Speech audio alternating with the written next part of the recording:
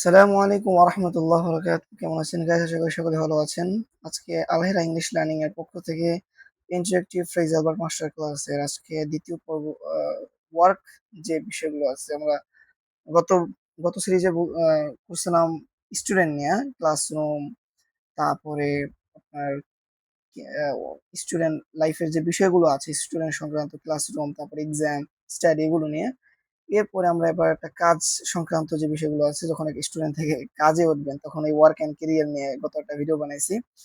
আজকে busy and task, কাজের চাপ নিয়ে বা কাজের তীব্রতা নিয়ে এটা। আগামীকাল নিয়েছিলাম মানি সেভিংস, তারপরে শপিং, এগুলো। তাহলে আজকে শুরু করা যাক, বিসমিল্লাহ। Karim works in a clothing company. Recently he has been very tied up with work. আচ্ছা, to be tied up guys, এটা একটা অ্যাডজেক্টিভের মতো আসবে, বি টাইড আপ। এখানে এগুলো কিন্তু গাইস গুরুত্বপূর্ণ ওয়ার্ড। এগুলো কিন্তু আপনার শুধুমাত্র মানে কাজে রিলেটেড ওয়ার্ড গুলো। টাইড আপ মানে হচ্ছে কাজে খুব ব্যস্ত হয়ে যাওয়া। এটার স্ট্রাকচারটা হবে be tied up. Be tied up, যেমন I am tied up with work, he is tied up with work, এরকমের বি টাইড আপ।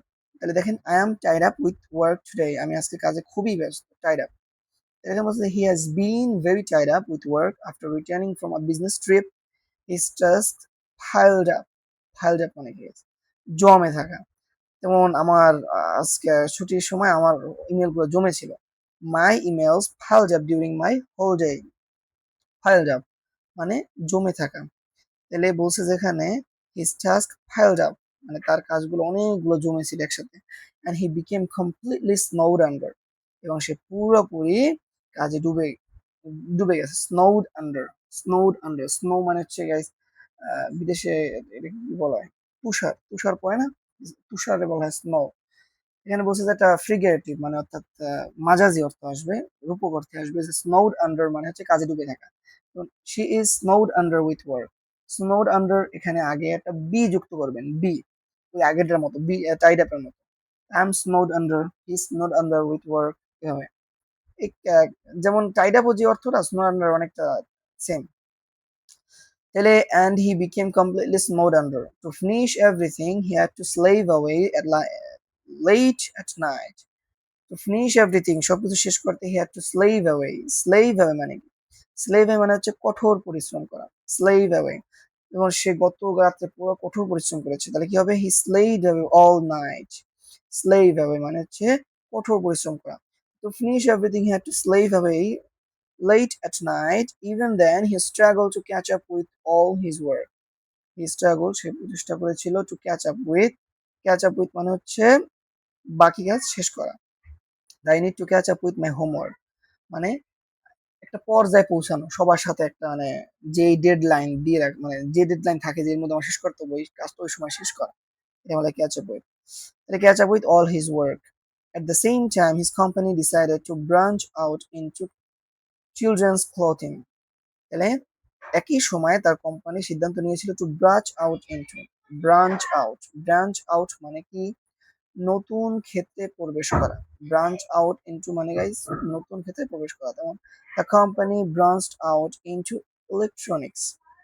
কোম্পানি আপনার ইলেকট্রনিক্স এর বিষয় যেগুলো আছে এগুলোর সাথে এগুলোর ভিতরে প্রবেশ করছে, মানে এগুলো নতুন করে আবার খুলছে। যেমন একটা কোম্পানি অনেক বিষয় নিয়ে কাজ করতে পারে। যেমন প্রথমে একটা বিষয় নিয়ে কাজ করে, একটা কোম্পানি কোনো একটা বিষয় নিয়ে কাজ করে। যেমন ক্লোথিং একটা কোম্পানি, যেখানে আপনার শুধু মেল ক্লোথ, ছেলেদের ক্লোথ বানায়।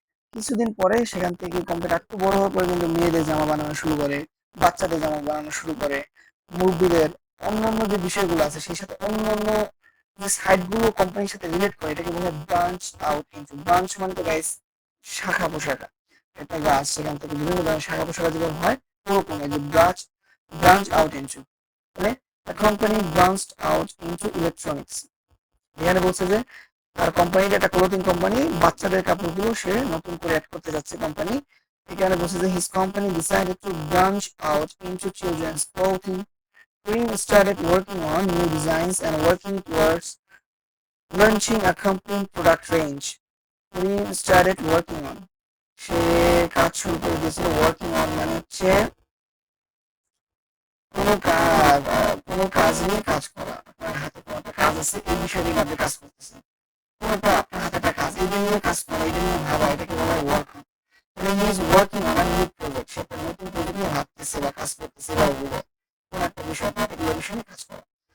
Started working on new design, যেহেতু বাচ্চাদের জামা নিয়ে আছে, নিজের নিজের নিয়ে কাজ করতেছে, একটা সাইড পার্টিকুলার সাইড নিয়ে কাজ করতেছে, বিশেষ সাইড নিয়ে।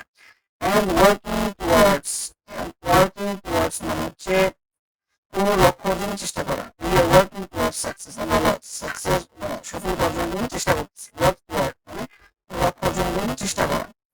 তাহলে working towards launching a complete product range, we started working on new designs and working towards launching a complete product range. আচ্ছা, অথবা কেমন গাইস নিউ ডিজাইন কাজ করতেছে এবং সেই সাথে একটা কমপ্লিট প্রোডাক্ট রেঞ্জ, মানে একটা রেঞ্জ একটা টার্গেট, এই টার্গেটটা পূরণের জন্য সে ওয়ার্কিং টুয়ার্ড আগাতেছে সামনে। The project was difficult, but he decided to keep at it. Keep at it মানে হচ্ছে লেগে থাকা, লেগে থাকা মানে keep at it. Keep at your English study, keep at your English studies, English studies সাথে লেগে থাকা এরকম। But he decided to keep at it, সে এটার সাথে লেগে থাকার সিদ্ধান্ত নিয়েছে। He was good at sticking at difficult tasks, so he never gave up. He was good at, good at মানে ভালো, কোনো কিছুতে ভালো হওয়া, তাহলে সে ভালো, কিসে ভালো, স্টিকিং মানে হচ্ছে ধৈর্য ধরে চালিয়ে যাওয়া, কোনো একটা কাজ আপনি ধৈর্য ধরে চালিয়ে যাবেন স্টিকার। যেমন he stuck at the task until it was finished, সেই কাজটা যতক্ষণ না শেষ হবে একেবারে জীবন ধৈর্য ধরে চালিয়ে যেতেছিল, এই স্টিকার। তাহলে sticking at difficult task, so he never give up, যে কঠিন যে কাজগুলো আছে তার সাথে সে মানে লেগে থেকে বারবার মানে কাজ করা তার অভ্যাস আছে, এই কারণে সে he never give up. Give up মানে হচ্ছে ত্যাগ করা, মানে কাজটা ছেড়ে দেয় না, চালিয়ে গেছে। চালিয়ে যাওয়াকে বলা হয় কিপ অ্যাট ইট এবং ছেড়ে দেওয়াকে বলা হয় give up. Sometimes he had to chase up suppliers who were late. Chase up মানে হচ্ছে দেখেন তাগাদা দেওয়া, কাউকে বারবার তাগাদা দেওয়া করার জন্য chase up, chase up, chase up উচ্চারণ করে। I need to chase up the কাস্টমারকে বারবার তাগাদা দেওয়া প্রয়োজন, চেজ আপ। এবারে কিছু সময় তার সাপ্লায়ার যেগুলো আছে তাদেরকে যারা দেরি করে তাদেরকে তাগাদা দিতে হচ্ছিল। আস্তে আস্তে দ্য প্রজেক্ট মুভ অ্যালং মানে হচ্ছে দেখেন অগ্রসর হওয়া, সামনের দিকে যাওয়া। The project is moving along nicely, প্রজেক্টটা ভালোই সামনের দিকে যাইতেছে। মুভ অ্যালং মানে সামনের দিকে আস্তে আস্তে অগ্রসর হতেছে। The project moved along well.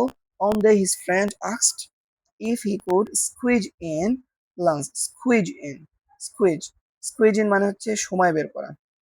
They can squeeze in a quick meeting, তুমি একটা কুইক মিটিং এর জন্য একটা সময় বের করতে পারবে। সময় বের করাকে বলা হয় squeeze in. Can you squeeze in a quick meeting, এভাবে। তাহলে if he could squeeze in lunch, Karim agreed but his friend warned him, কিন্তু তার বন্ধু তাকে সতর্ক করলো not to wriggle out of it at the last time. Wriggle out of মানে হচ্ছে ফাঁকি দিয়ে এড়িয়ে যাবো, আপনি একটা কাজ না করে আপনি এড়িয়ে গেলেন, এটাকে বলা হয় wriggle out of.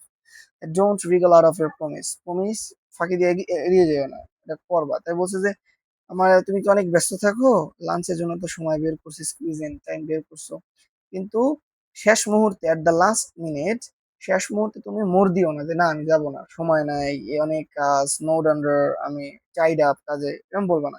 Regal out of মানে শেষ মানে এড়িয়ে যাওয়া, কাজটা না করে আপনি এড়িয়ে গেলেন, এটাকে বলা হয় wriggle out of. His friend want him not to wriggle out of it at the last moment, ফাঁকি না দিয়ে এড়িয়ে যাওয়া।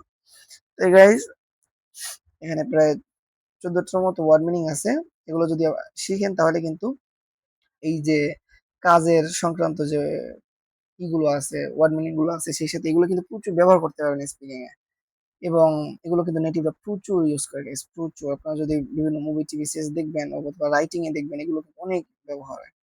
তাহলে আজকে এই পর্যন্ত থাক।